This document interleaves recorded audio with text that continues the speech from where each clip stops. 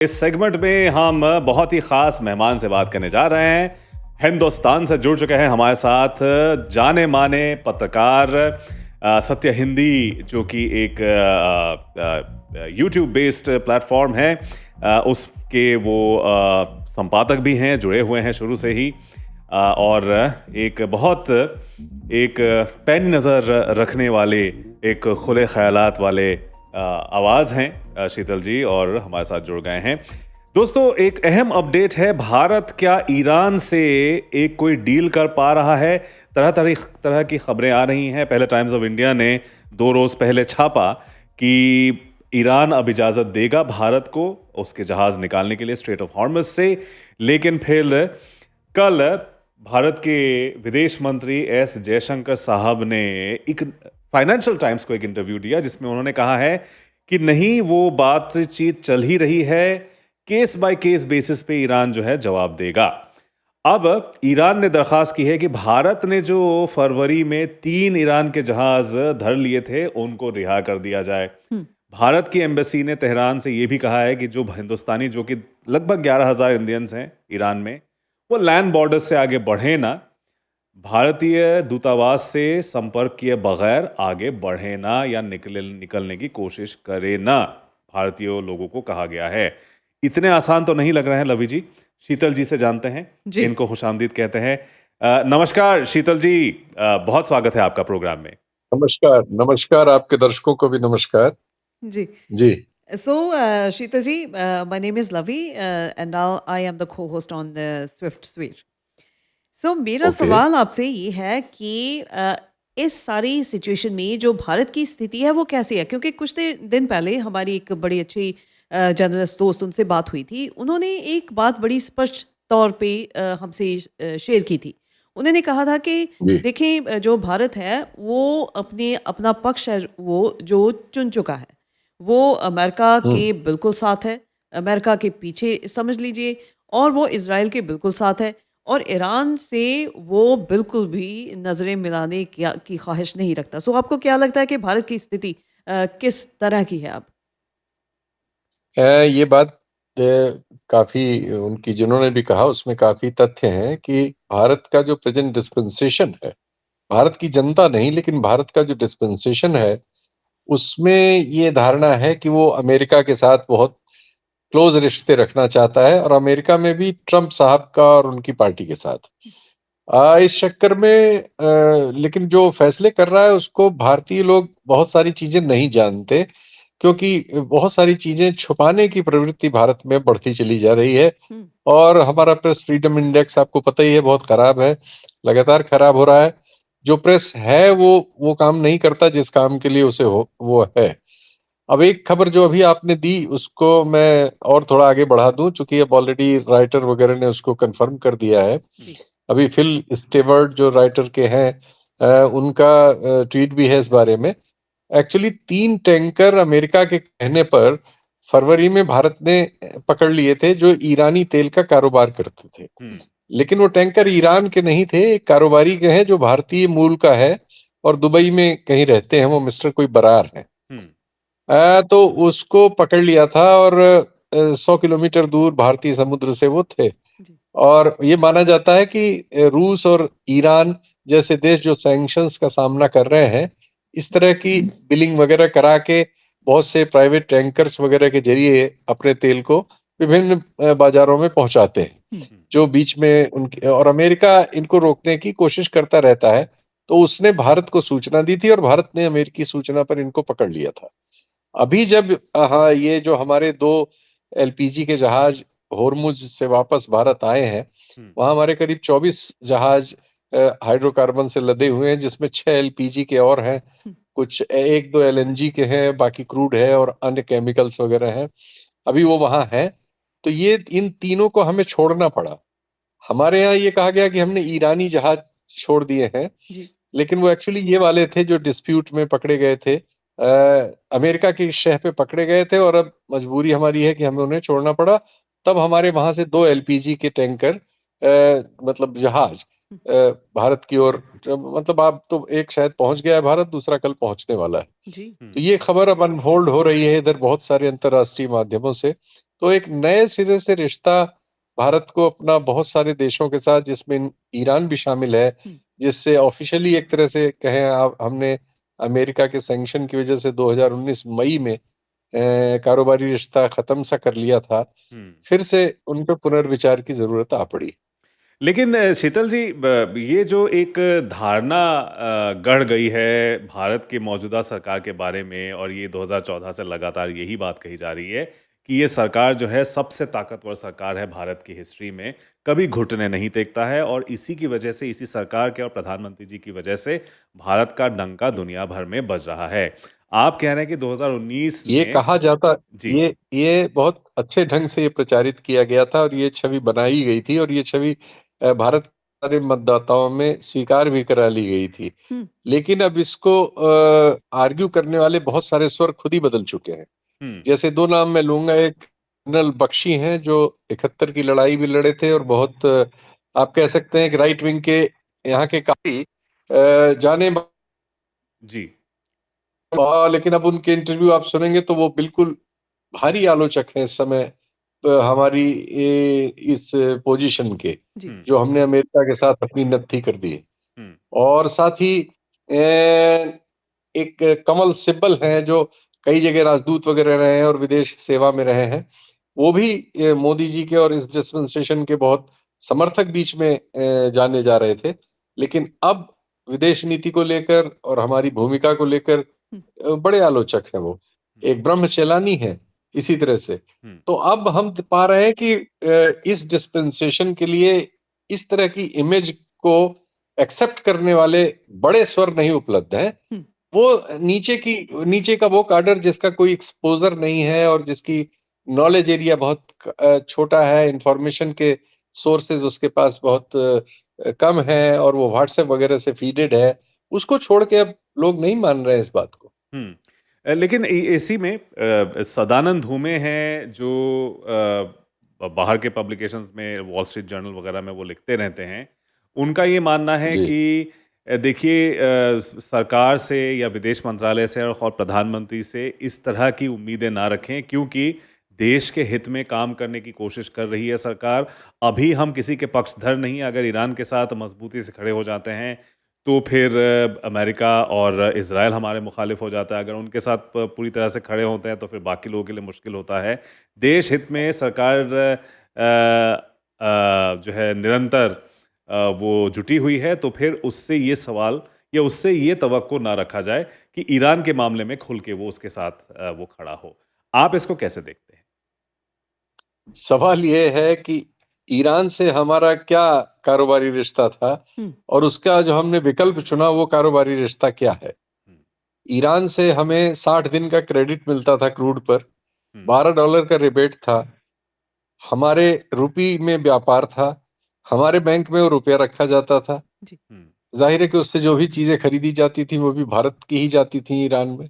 जी एक तरफ ये सौदा था और वो हमें शिप और इंश्योरेंस का पैसा नहीं लेते थे, शिपिंग और इंश्योरेंस का, वो हमारे पोर्ट तक हमें क्रूड और गैस और वो सब पहुंचा रहे थे।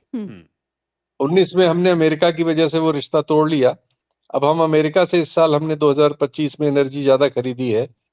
जो एलपीजी में $20 पर टन का भाड़ा लगता है गल्फ से, अमेरिका से वो भाड़ा $80 लगता है। अमेरिका से आने में 55 से 75 दिन लगते हैं, यहाँ से 5 से 7 दिन में आती है। एलएनजी जो हम 0.33 सेंट में 1 MMBTU ट्रांसपोर्ट और इंश्योरेंस पे देते हैं गल्फ से, अमेरिका से हम $2.6 देते हैं। अमेरिका हमें कोई रिबेट भी नहीं देता, अमेरिका से सारी खरीद हमें डॉलर में करनी पड़ती है। तो ये करके हम देश का हित कर रहे हैं, ये धूमे साहब को समझ में आ सकता है, मुझे तो नहीं समझ में आता। या तो वो तथ्य देख नहीं रहे हैं और या वो कुछ और चीज देख रहे हैं जो इस तरह के तर्क देने वाले देखा करते हैं। देश के संसाधनों का जो एक गरीब देश है, बेतरह गरीब देश है हमारा, 50% से ज्यादा लोग सब सहारन अफ्रीका के हालात में हैं। हमारे लिए वो फैसले जरूरी हैं जो हमें आर्थिक रूप से ज्यादा मजबूत करें, या वो फैसले जरूरी हैं जो हमारे नेता को तो मजबूत करें किसी अंतरराष्ट्रीय तथाकथित फोटो शूट के लिए, लेकिन देश को आर्थिक रूप से कमजोर करें। फिर हमारे पैरामीटर्स पर अभी एक बड़ी स्टडी आई है जिसमें हमारे देश के ही इन्हीं प्रधानमंत्री के एक आर्थिक सलाहकार अरविंद सुब्रमण्यम शामिल हैं। उसके अनुसार हमारे कोर स्ट्रक्चर्स में और हमारे बेसिक जितने भी फंडामेंटल्स हैं हमारे इकोनॉमी के, हमने सब में मनमोहन सिंह जी के जमाने की तुलना में ज्यादा खराब परफॉर्म किया हुआ है। हम्म लेकिन हम इसके बावजूद अपने आंकड़े में जीडीपी को बेहतर दिखाते हैं। हम्म उनको लगता है कि करीब 2 पॉइंट हम फर्ज करते हैं। ये स्टडी इंटरनेशनल स्टडी हमारे तमाचे की तरह मुंह पे पड़ी हुई है। खुद आईएमएफ ने हमें सी उसमें रख दिया है। वो भी शंका करता है कि हमारे आंकड़े कैसे ऐसे हो सकते हैं जब हमारे बाकी पैरामीटर्स ठीक नहीं है। जी हमारा मैन्युफैक्चरिंग जो है 16 पॉइंट समथिंग था, वो 13 पे है। एक्सपोर्ट हमारा बढ़ा नहीं, 350-400 बिलियन ही है मर्केंडाइज एक्सपोर्ट जो है। सिवाय सर्विसेज के हमने कहीं ग्रोथ नहीं की। इंडस्ट्रियल ग्रोथ कुछ है नहीं। खेती किसानी हमारी एक मजबूरी है क्योंकि 55 से 65% आबादी उस पर रहती है, तो उसकी 3-4% की ग्रोथ हर साल मजबूरन होती है लोगों के। भाई लोग पैदा हो रहे हैं, संख्या बढ़ रही है, तो खाएंगे कुछ न कुछ, तो पैदा करेंगे, तो वो चीज है। उसके अलावा हम कहाँ, हमारा क्या चीज बढ़ रहा है भाई? तो देशभक्ति ये होती है कि हमारा लीडर जो है दुनिया के किसी लीडर के साथ कपड़े बदल बदल के फोटो अच्छा खिंचा ले। जी शीतल जी, आपने बताया कि सरकार के जो आंकड़े हैं वो कुछ और बताते हैं, लेकिन असल में जो असल तस्वीर है वो कुछ और बयां करती है। इसी नहीं, जी, गो अहेड। इसी सरकार के आंकड़े में ये आंकड़े हैं। हम्म सरकार के आंकड़े, जीडीपी के आंकड़े वो बता देते हैं कि हमने इतनी ग्रोथ कर ली, लेकिन जीडीपी जिन चीजों से बनती है हम्म उनके सरकारी आंकड़े ही नहीं बता रहे हैं कि हमारी ग्रोथ हो रही है। हम्म, जैसे मैन्युफैक्चरिंग मैंने बताया, जी मैन्युफैक्चरिंग में 16.23 या 13 हमारा था जब मनमोहन सिंह जी का जमाना था। हम्म अभी वो 13 के आसपास झूल रहा है। हम्म यानी हमने मैन्युफैक्चरिंग में कोई ग्रोथ ही नहीं की। तो भारत जैसा महादेश अगर मैन्युफैक्चरिंग में ग्रो नहीं कर रहा है, हम्म एक्सपोर्ट हमारा वही 350-400 बिलियन का है, मर्केंडाइज एक्सपोर्ट का। हम सिर्फ एक चीज में ग्रो है हमारा कि हमारे मजदूर ज्यादा चले गए हैं गल्फ में या जी यूरोप में या यूएस में। हम्म वो रेमिटेंस हर साल हमारा 5-6%, 8% बढ़ जाता है। हम्म यानी मजदूरों के द्वारा भेजा गया मनी ऑर्डर हमारी ग्रोथ का इंजन है। जी, वेरी वेल सर। शीतल जी, इसी तर्ज पे जो हमारी भारत की इकोनॉमी का हम जिक्र करते हैं, अगर ये जो जंग अभी चल रही है वो बहुत ज़्यादा एलिवेटेड हो जाती है और भारत को एक पक्ष वो स्पष्ट होके उनको चुनना पड़ता है, लेकिन दूसरी तरफ हम ये भी नहीं इग्नोर कर सकते कि 80% जो भारत का तेल है वो ईरान से इंपोर्ट होता है और वो स्ट्रेट ऑफ हुर्मुज से इंपोर्ट होता है। वही उसका पैसेज हाँ, है ईरान से नहीं, गल्फ से आता है। गल्फ ईरान से। से तो हम नहीं ले रहे 90। जी, और अगर गल्फ से आता है, 80% तो नहीं, लेकिन हाँ काफी बड़ा हिस्सा। जी, जी, सो अगर स्ट्रेट ऑफ हुर्मुज वो बिल्कुल भारत के लिए बंद कर दी जाती है तो भारत का बैकअप प्लान क्या होगा? देखिए क्रूड तो हम काफी हद तक मैनेज कर लेंगे, रूस से खरीद लेंगे, कनाडा से भी ले लेंगे आपके यहाँ, और भी अमेरिका से भी आएगा, इधर उधर से करेंगे। हम्म, लेकिन हमें गैस गैस में बहुत भारी तकलीफ होने वाली है। इतनी गैस हमें कहीं एकाएक इसके विकल्प नहीं मिल सकते। और नेचुरल गैस में तो बहुत कठिनाई होने वाली है। वो तो वैसे भी होने वाली है क्योंकि ईरानी हमलों से जो कतर का की फैसिलिटी है नेचुरल गैस को एलएनजी बना लिक्विफाई करने वाली, वो फैसिलिटी डैमेज हुई है काफी हद तक और बंद है इस समय। तो उसको फिर से खुलने में अब 1 महीना 1.5 महीना लोग कह रहे हैं। मैं उतना टेक्निकली नहीं उसको जानता, जी, तो मैं उनकी बातों को ले रहा हूँ। तो अगर सब ठीक हो गया तो उसके बाद 1-1.5 महीना उसको लगेगा। तो हम इस मामले में तो हमें बहुत सारी परेशानी होने वाली है। हम्म, दूसरा, हमारा भारी फर्टिलाइजर जो है, हम तो किसानी पे निर्भर है। मैंने आपको भी आंकड़े बताए कि एक ही एरिया है जिसमें हम अनवरत थोड़ी बहुत 3-4% की ग्रोथ करते हैं, वो एग्रीकल्चर। एग्रीकल्चर बेस्ड है फर्टिलाइजर पर। फर्टिलाइजर हमारा 80% यहाँ से आता है। वो एक है कि उसका भी विकल्प पैदा करने में एक तो कॉस्ट बहुत बढ़ जाएगी, ट्रांसपोर्टेशन, इंश्योरेंस और कीमत सब वैसे ही बढ़ रही है युद्ध की वजह से बहुत। तो हम बहुत हम एक बड़ी संख्या वाला देश है, तो हमारी बड़ी ज़रूरतें हैं। हमारा परचेज़ बिल बहुत बड़ा है इन सेक्टर्स में। हुँ, हम ज़्यादातर तो इम्पोर्ट ही करते हैं ना, बनाते कहाँ हैं? हुँ, तो हमें तो बहुत कठिनाई होने वाली है, इसमें क्या शक है? हुँ।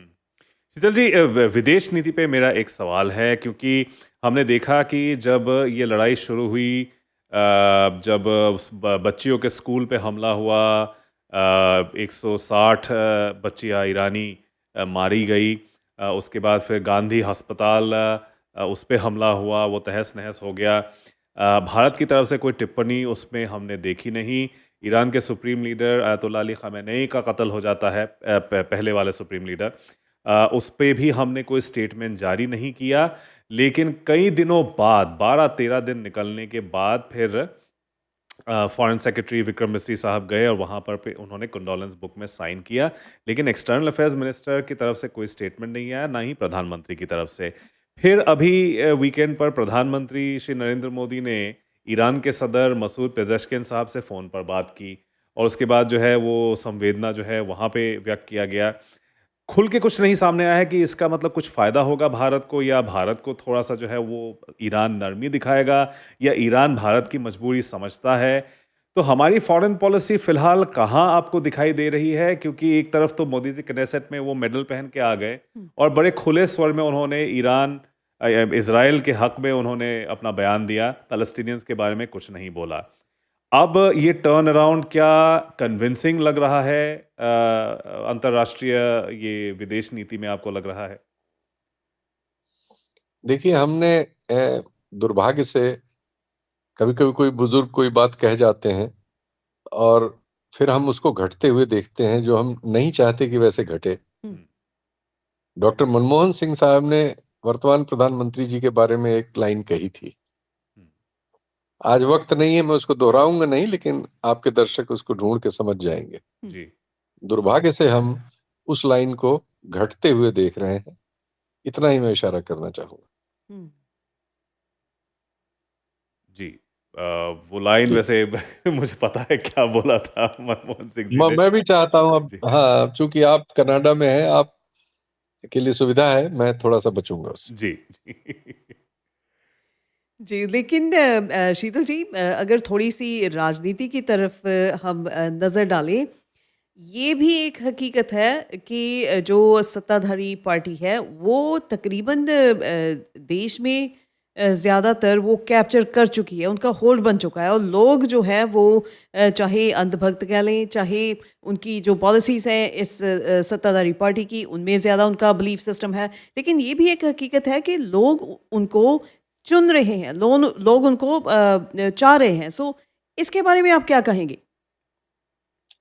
नहीं, वो तो इस तरह की पॉलिटिक्स जो होती है, जो वी एंड देम पैदा करती है, हुँ, उसमें मेजॉरिटी एक मेजॉरिटेरियन पर्सपेक्टिव पैदा हो जाता है समाजों में, जो इल इन्फॉर्म्ड होते हैं। हालाँकि आज तो टेक्नोलॉजी ने वेल इन्फॉर्म्ड सोसाइटीज़ को भी करप्ट कर दिया है मेंटली, हुँ, और खुद अमेरिका के बहुत से बड़े-बड़े लोग बड़ी-बड़ी किताबें लिख के इस बारे में बता चुके हैं, नोम चॉम्स्की समेत, जी। कि कंसेंट अब अपनी खुद की कुछ नहीं होती, मैन्युफैक्चर की जा सकती है। हुँ, और जो वेस्टेड इंटरेस्ट है वो मैन्युफैक्चर कर लेते हैं, और उसका सबसे सिंपल तरीका दुनिया में टाइम टेस्टेड है, दसियों देशों के उदाहरण हैं, हुँ, दुनिया भर का अध्ययन है, जो बताता है कि जब आप वी एंड देम की पॉलिटिक्स को अडॉप्ट कर लेते हैं, तो आप एक लोकल विलेन पैदा कर लेते हैं जो झूठा होता है, लेकिन आपके पास चूँकि टूल्स हैं उसको उसके बारे में बहुत सारा प्रोपेगेंडा करने का।